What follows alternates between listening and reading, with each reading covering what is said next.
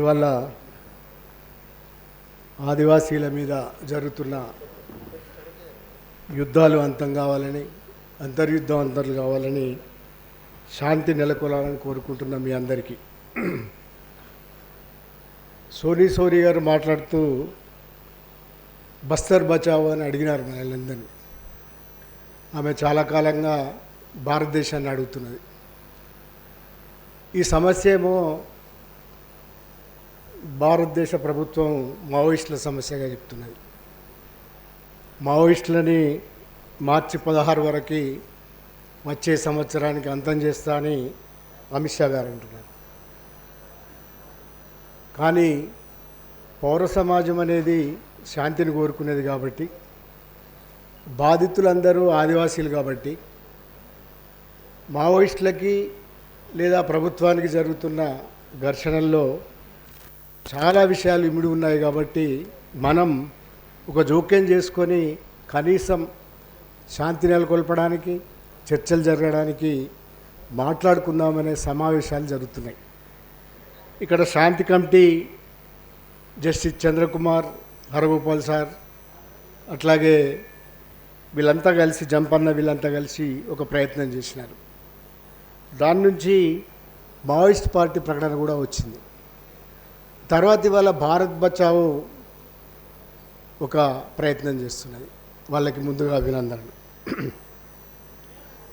Hyderabad central university భూముల వ్యవహారం జరిగినప్పుడు అక్కడ జరిగిన దౌర్జన్యం మీద, పర్యావరణం నష్టం మీద సుప్రీంకోర్టు మొన్న ఒక వ్యాఖ్యానం చేసింది.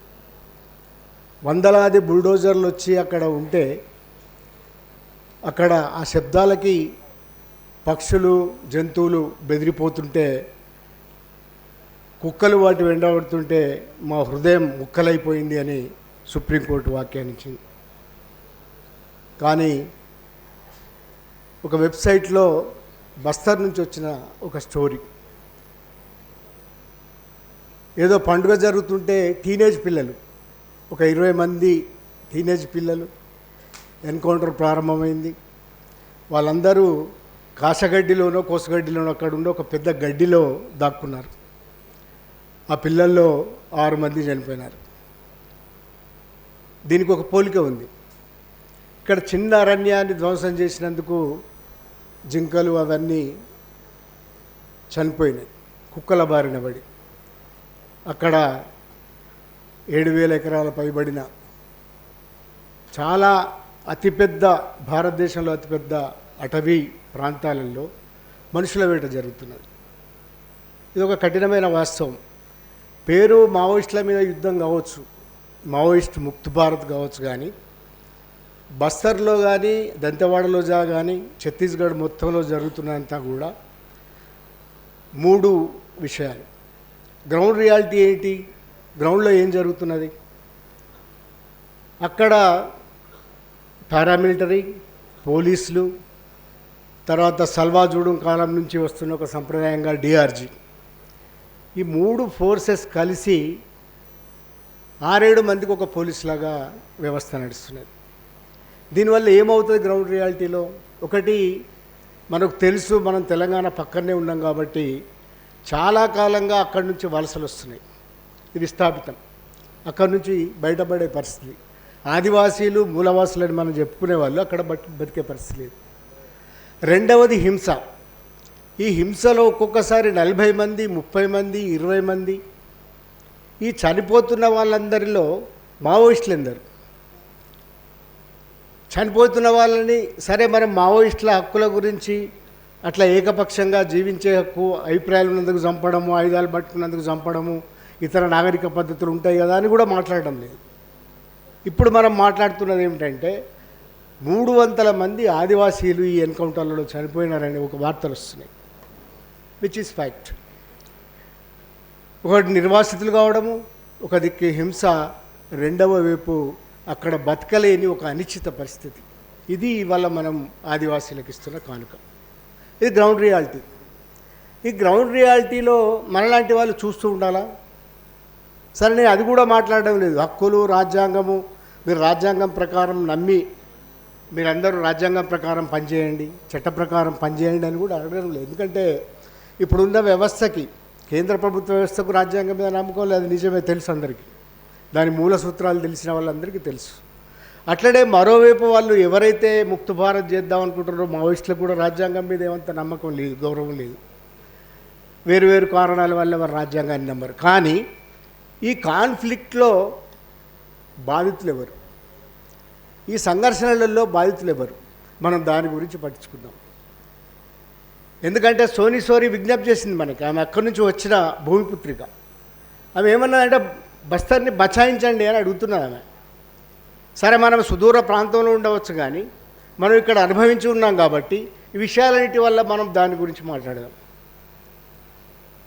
మాట్లాడకపోతే నిజంగానే కేవలం మనం పర్యావరణ ప్రేమ, జంతు ప్రేమ, వీటిని మాత్రమే మిగిల్చుకోగలం, మనుషుల మీద ప్రేమను మిగిల్చుకోలేం.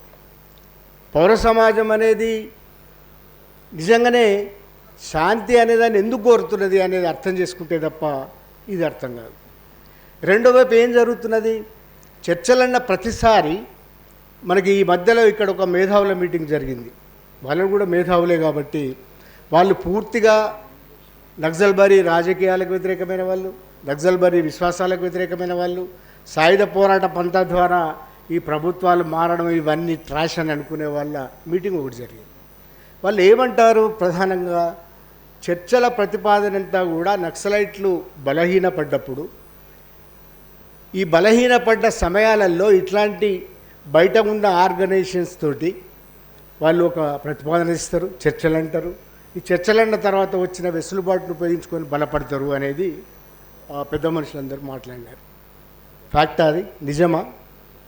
2004లో ఇక్కడ చర్చలు జరిగినాయి.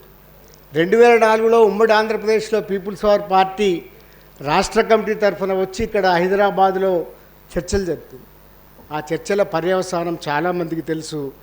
ఏమిటంటే ఆ చర్చల తర్వాత ఆ పార్టీ నల్లమలలో లేకుండా పోయి మరింత సుధార ప్రాంతాలకు విస్తరించాల్సి వచ్చింది. అంటే అర్థమేమిటి, చర్చల తర్వాత బలపడడానికి వాళ్ళు ప్రయత్నం చేస్తే ఆ బలపడ్డది ఎవరు?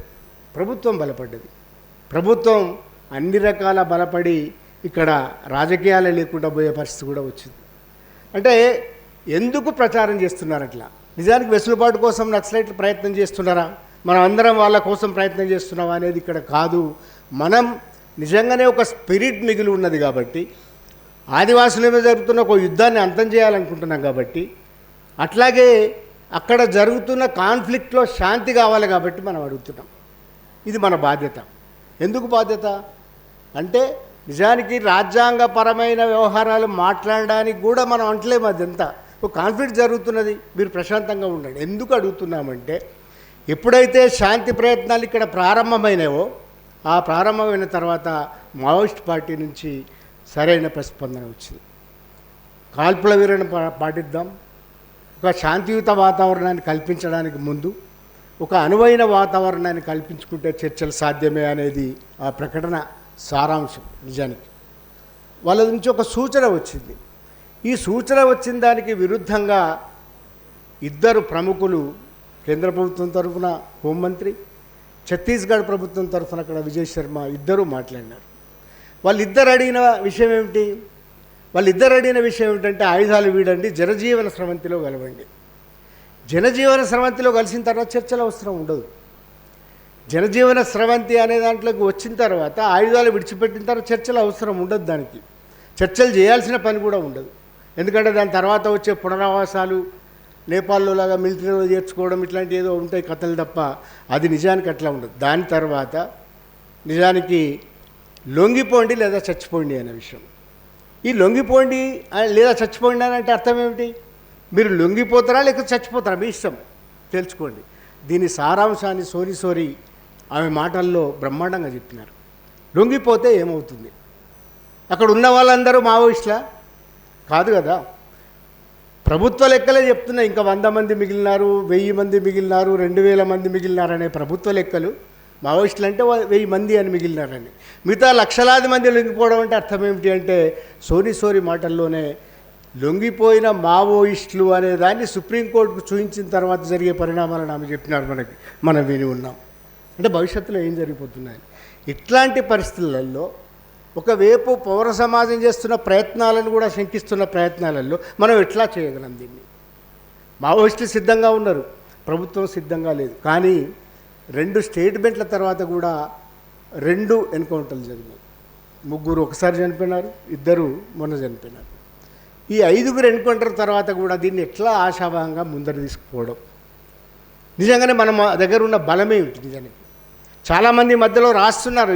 దాని తర్వాత జరిగిన పరిణామం నిజానికి తెలుగునాట అని ప్రత్యేకంగా ఎందుకు చెప్తున్నానంటే, కొందరు ఒక 200 సంస్థలు కలిసి నేషనల్ లెవెల్లో ఒక ప్రయత్నంగా ఒక స్టేట్మెంట్ చేసినారు. కానీ ఈ చర్చలకు సంబంధించి కానీ, ఆదివాసులకు సంబంధించి కానీ, లేదా మావోయిస్ట్ పార్టీ ఇవాళ ఉన్న స్థితి గురించి కానీ, రెండింటినీ శాంతి రూపంలో తేవడానికి కానీ ఏ ప్రయత్నము జరగలేదు. తెలుగునాట ఉండే ఒక చైతన్యం వల్ల, తెలుగునాట ఉండే ఒక పౌర సమాజం బలం వల్ల ఈ చర్చలు ఇక్కడ గాఢంగా జరుగుతున్నాయి. చాలామంది రాస్తున్నారు వీటి మీద. ఎట్లా దీన్ని ఒక చర్చల టేబుల్ దాకా తీసుకురాగలం? నిజానికి చాలా ఉదాహరణలు ఉన్నాయి. నాగాలాండ్ కావచ్చు, మనం ఉండే ఈశాన్య రాష్ట్రాల్లో జరిగిన చర్చలు కావచ్చు, ఈ చర్చలతో పాటుగా విదేశాలలో జరిగిన చర్చలు కాబట్టి, కొలంబియా లాంటి చోట్ల ఫాక్ ఇట్లాంటి ఆర్గనైజేషన్స్తో చర్చలు జరిగినాయి. అంతర్జాతీయ సంస్థలు, చివరి క్యూబా లాంటి దేశాలలో చర్చలు జరిగినాయి. వాళ్ళతో చర్చలు జరిగిన పరిణామాలు ఉన్నాయి. వాళ్ళు వీళ్ళకంటే ఇవాళ మావోయిస్టులని మనం చెప్తున్న దానికంటే బలంగా ఉన్న ఒక సైన్యానితో చర్చలు జరిపినారు వాళ్ళు. నేపాల్లో జరిగిన పరిణామాలు చూడండి, చాలా ఆశ్చర్యంగా ఉంటుంది. దాని మీద ఒక డాక్యుమెంటరీ ఉంది, చూస్తే చాలా ఆశ్చర్యంగా ఉంటుంది. వాళ్ళు మిలిటరీ మీద దాడి చేసేంత శక్తివంతులు మావోయిస్టులు. మిలిటరీ మీద దాడి చేసిన తర్వాత కూడా చర్చలు జరిపి, అంతర్జాతీయ యుఎన్ఓ ద్వారా చర్చలు జరిపి వాళ్ళు చివరికి ఆశ్చర్యంగా మావోయిస్ట్ సరే వచ్చినారు, వాళ్ళు ఏదో సిద్ధపడ్డారు, వీళ్ళు ఏదో సిద్ధపడ్డారు. వాళ్ళు తర్వాత వచ్చిన తర్వాత పునరావాసాలలో మావోయిస్టులను మిలిటరీలో చేర్చుకున్న చరిత్ర కూడా ఉంది. ఇదంతా జరిగిన పరిణామాలు. మనం ఇవన్నీ అంటలేం.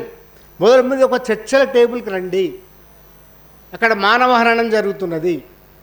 ఈ మానవహరణం జరగడం వల్ల మేము ఎవరిని అనడం లేదు, మేము తటస్థులుగానే మాట్లాడుతున్నాము. నిజమే, అది తటస్థతే ఇది. ఎందుకంటే చర్చలు ఎందుకు జరగాలంటున్నాం? ఇవాళ అక్కడ ఛత్తీస్గఢ్లో జరుగుతున్న పరిణామాలన్నీ కూడా మనం చెప్పుకోవాలంటే, కొంతనన్నా తెలివిడి ఉన్న వాళ్ళందరికీ అర్థమయ్యే విషయాలు ఏమిటంటే, ఆదివాసుల నేల కింద ఉన్న ఖనిజాలకు కొరత జరుగుతున్నది కదా, మార్కెట్ కోసం జరుగుతాయి కదా ఇట్లాంటి అంతర్యుద్ధాలు కానీ యుద్ధాలు కానీ, మార్కెట్ కోసం జరుగుతున్నాయని అది కూడా అంటలేము మనం. సరే మీరు ఎందుకోసం చేస్తున్నారో అవసరం లేదు, కానీ ప్రజలకు ఉండే జీవించే హక్కును కాపాడండి. ఈ కాన్ఫ్లిక్ట్స్లో మావోయిస్టులకు లేదా మీకు జరుగుతున్న యుద్ధంలో ప్రజలు మరణిస్తున్నారు, ఆదివాసులు మరణిస్తున్నారు. వాళ్ళు మరణించకుండా చూడండి. వాళ్ళు మరణించకుండా ఉండడానికి ఒక టేబుల్ దగ్గర రండి, మీరు చర్చలు జరపండి. ఇప్పటికే మావోయిస్ట్ సిద్ధార్థ్ మాట్లాడారు కనుక, ఇప్పటికే మావోయిస్టులు చాలా కేటగిరికల్లీ మాట్లాడుతున్నారు కనుక, కాల్పుల వీరడ గురించి వాళ్ళు 2 ప్రకటనలు చేసినారు. కేటగిరికల్లీ ఏది కాల్పుల వీరడకు సంబంధించినవి, అట్లాగే రాజ్యాంగ విలువలకు సంబంధించి దానిలో ప్రస్తావించినారు. అదే రాజ్యాంగ విలువలకు కట్టుబడి ఉండే ప్రభుత్వాలు కాబట్టి తప్పనిసరిగా మీరు రాజ్యాంగాల మీద ప్రమాణం చేసి ప్రభుత్వాలలో ఉంటారు కాబట్టి, మావోయిస్టులు రాజ్యాంగాన్ని ధిక్కరించవచ్చు కూడా, వాళ్ళకు ఉన్నారు, వాళ్ళు కాదు. వాళ్ళు రాజ్యాంగం ప్రకారం ఏది ప్రమాణం చేసి మన ముందరికి లేరు. వాళ్ళకు రాజకీయ విశ్వాసాలు కూడా ఉన్నాయి కాబట్టి ఆ విశ్వాసాలని వాళ్ళు వదులుకోవడము లేదా ఆయుధాలతో లొంగిపోవడం ఇట్లాంటి షరతులు కాకుండా ప్రాక్టికల్గా ఉండే అక్కడ శాంతి నెలకొల్పడానికి కావాల్సిన షరతులతోటో, లేకపోతే అక్కడ కావాల్సిన వాతావరణం ఏర్పరచడం ద్వారానో, లేదా ఒక సంసిద్ధత వ్యక్తపరచడం ద్వారా ఒక టేబుల్ దిగి రావాలనేది ఇక్కడ ఉన్న వాళ్ళందరి కోరిక. నిజానికి ఎవరి పక్షము వహించడానికి ఇక్కడ ఎవరు అంత శక్తివంతులం కాదు. అటు మావోయిస్టుల పక్షం వహించడానికో, ఇటు ప్రభుత్వం తరఫున మాట్లాడడానికి అంత శక్తివంతులం మనం కాదు.